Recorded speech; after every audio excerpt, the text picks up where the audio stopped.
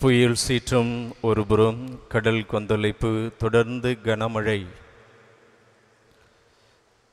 எனவே நமது அறிவியல் வளர்ச்சி, அறிவியல் முன்னேற்றம், கண்டுபிடிப்புகள் ஓரளவுக்கு இந்த இயற்கையை கணிக்க முடியும், ஆனால் கட்டுப்படுத்த முடியாது. படைத்தவன் கடவுள் ஒருவர் மட்டும்தான் இந்த இயற்கையை கட்டுப்படுத்த முடியும். நம்மால் கணிக்க மட்டுமே முடியும். இயேசுவில் பிரியமான சகோதர சகோதரிகளே, இப்படிப்பட்ட தொடர்ந்து கனமழை, புயல் சீற்றம், இயற்கை பேரிடர், இந்த சூழ்நிலையில் கூட கடவுள் நம்மை பாதுகாக்கின்றார், பராமரிக்கின்றார், படைத்தவன் நம்மோடு இருக்கின்றார் என்ற அந்த நம்பிக்கையோடு வாழ இன்றைய இறை வார்த்தை நமக்கு அழைப்பு கொடுக்கின்றது. பிரியமான சகோதர சகோதரிகளே, டிசம்பர் மாதத்தினுடைய முதல் நாள் திருவழிபாட்டு ஆண்டை நாம் நிறைவு செய்து புதிய திருவழிபாட்டு ஆண்டை, புத்தாண்டு என்று நாம் கொண்டாடுகின்றோம். நம்மை பொறுத்தவரையில் அது ஜனவரி மாதம் 1ஆம் தேதி, அது ஆங்கில புத்தாண்டு. ஆனால் கத்தோலிக்க கிறிஸ்தவர்கள் நமக்கு திருவழிபாட்டு ஆண்டினுடைய புதிய ஆண்டு முதல் நாள். அப்போ நமக்கு நியூ இயர் என்று சொன்னால் இதுதான் நியூ இயர். கிறிஸ்தவர்களாகிய நமக்கு இந்த திருவழிபாட்டு ஆண்டினுடைய புத்தாண்டு தான் கிறிஸ்தவர்களாகிய நமக்கு ஒரு புத்தாண்டாக நாம் கொண்டாட அழைக்கப்படுகின்றோம்.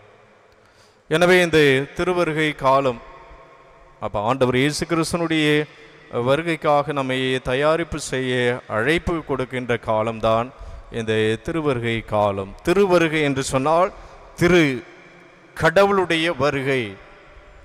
கடவுள் மனிதனை சந்திக்க வர இருக்கின்றார். கடவுள் இந்த உலகத்தில் மனித உரு எடுத்து பிறக்க இருக்கின்றார்.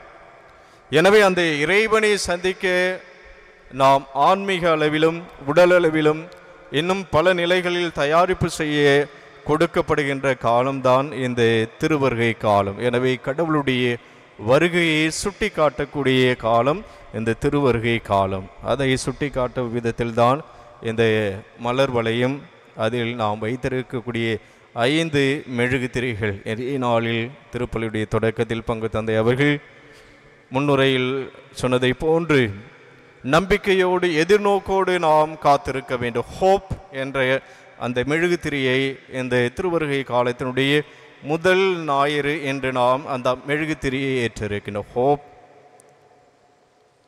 அதற்கடுத்தபடியாக நாம் ஜாய், பீஸ், அதற்கடுத்தபடியாக லவ் என்று 4 வாரங்களில் நாம் அந்த 4 மெழுகு திரிகளை ஏற்ற இருக்கின்றோம். Hope, peace, joy and love. அப்போ இந்த 4 வாரங்களும் இந்த 4 மைய கருத்தை கொண்டுதான் அந்த மெழுகு திரியை நாம் ஏற்ற இருக்கணும். அப்போ நடுவில் இருக்கின்ற அந்த வெள்ளை நிற மெழுகு திரி அதை குறிக்கின்றது கிறிஸ்மஸ், கிறிஸ்து பிறப்பு பெருவிழா. அந்த நள்ளிரவு என்று அந்த வெள்ளை நிற மெழுகு திரியை நாம் ஏற்றி அந்த கிறிஸ்து வந்துவிட்டார், கிறிஸ்து பிறந்து விட்டார், எனவே மீட்பர் மெசியா கடவுள் மனித உரு எடுத்து கடவுள் நம்மோடு வாழ்வதற்காக பிறக்க இருக்கின்றார் என்பதை சுட்டி காட்டும் விதமாக அந்த நடுவில் இருக்கின்ற அந்த வெண்மை நிற மெழுகு திரியை நாம் அந்த நள்ளிரவு திருப்பலியில் அந்த திரியை ஏற்றி நாம் கொண்டாட இருக்கின்றோம். எனவே பிரியமான சகோதர சகோதரிகளே, எனவே அந்த ஊதா கலர், பெரும்பாலும் நாம் இந்த ஊதா கலரை தவ காலத்தில் நாம் பயன்படுத்துகின்றோம்.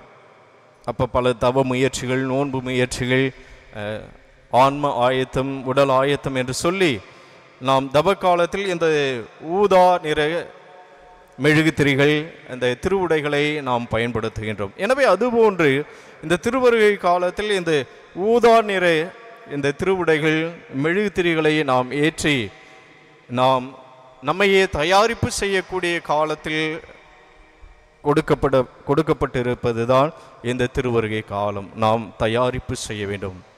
நம்மையே நாம் நம்பிக்கையோடு விசுவாசத்தோடு கடவுளுடைய வருகைக்காக தயாரிப்பு செய்ய கொடுக்கப்படுகின்ற காலம்தான் இந்த திருவருகை காலம். இதை ஆங்கிலத்தில் நாம் அட்வென்ட் சீசன் என்று சொல்கின்றோம். அட்வென்ட், லத்தீன் மொழியில் அட்வென்தூஸ் என்று நாம் சொல்கின்றோம். இன்னும் நாம் கிரேக்க மொழியில் பரிஷியா என்று நாம் சொல்கிறோம். அப்படி என்று சொன்னால் வருகை. எல்லா வார்த்தைகளும் வருகை தான் குறிக்கின்றது. யார் வருகை இருக்கின்றார்?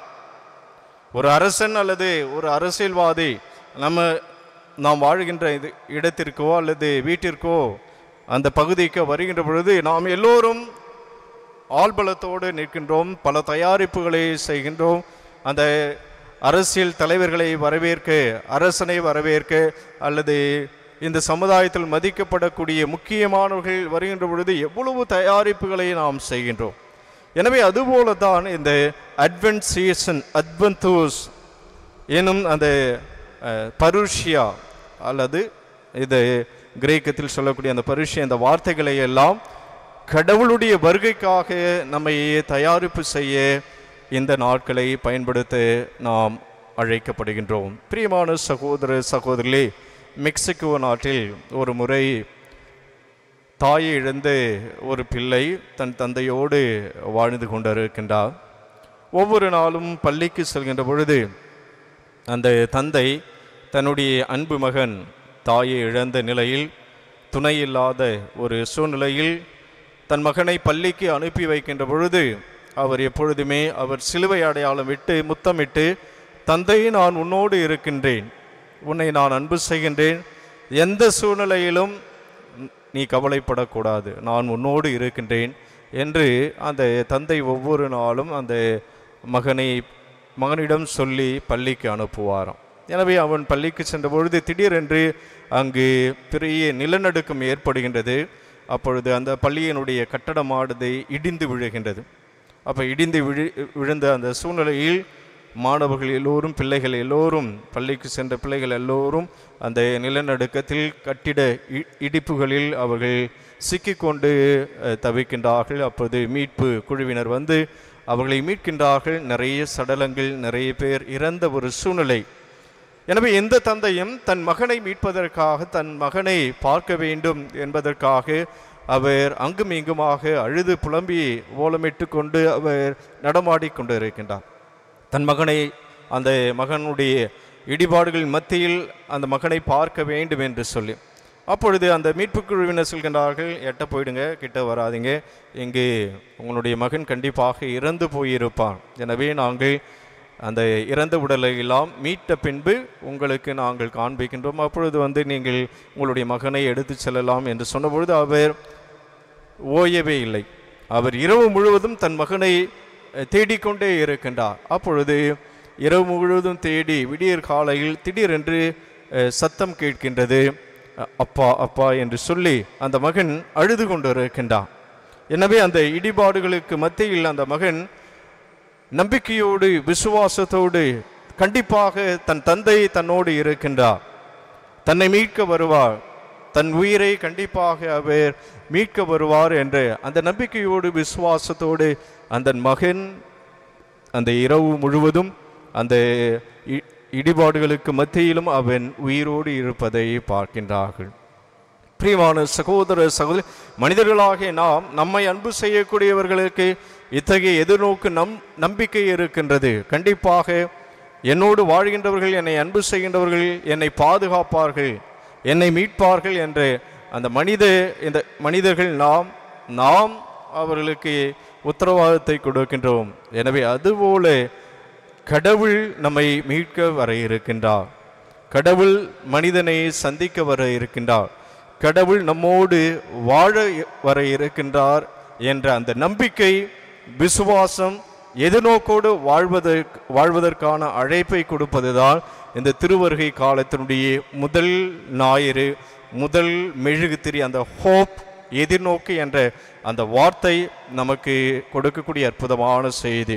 எனவே இதை இறைவாக்கினர்கள் ஆபிரகாம் அவர்களையும் குறித்து காட்டக்கூடிய குலமுதுவர்கள் அவர்களையும் குறித்து காட்டக்கூடிய மெழுகுத்திரியாகும் இது அமைகின்றது.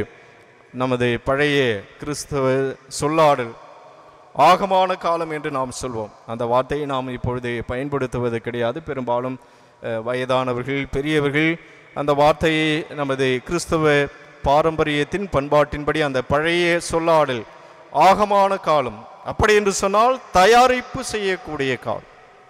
ஆகமான காலம் என்று சொன்னால் தயாரிப்பு செய்யக்கூடிய காலம். எனவே நம்மையே நாம் தயாரிப்பு செய்வோம். கடவுள் நம்மை சந்திக்க வர இருக்கின்றார். மாரநாத்தா என்று அந்த அரேமிய மொழிக்கு கடவுள் வர இருக்கின்றார். அது இரண்டாவது வருகை. மாரநாத்தா என்று சொன்னால் ஆண்டவரே வாரும். கடவுளுடைய இரண்டாம் வருகையை குறிக்கக்கூடிய அந்த அரேமிய வார்த்தைக்கு கடவுள் முதல் முறை வந்த கடவுள், அவரை அடையாள முறையில் நாம் ஒவ்வொரு ஆண்டும் டிசம்பர் மாதம் 25ஆம் தேதி கொண்டாடினோம். ஆனால் இன்றைய நற்செய்தியில் நாம் வாசிக்க கேட்டதை போன்று இயற்கையில் பல மாற்றங்கள் ஏற்படும்.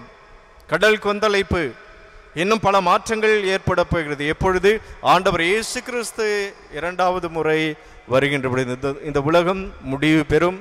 கண்டிப்பாக அங்கு தீர்ப்பு உண்டு. கடவுள் நம்மை சந்திக்க முதல் முறை வந்த அதே கடவுள் இரண்டாம் முறையும் வர இருக்கின்றார். எனவே அந்த எதிர்நோக்கோடும் நாம் நம்மை தயாரிப்பு செய்ய அழைக்கப்படுகின்றோம். முதல் வருகையை அடையாள முறையில் கொண்டாட தயாரிப்பு செய்யக்கூடிய நாம் இயேசுனுடைய இரண்டாம் வருகைக்காகவும் நம்மையே நாம் தயாரிப்பு செய்வோம்.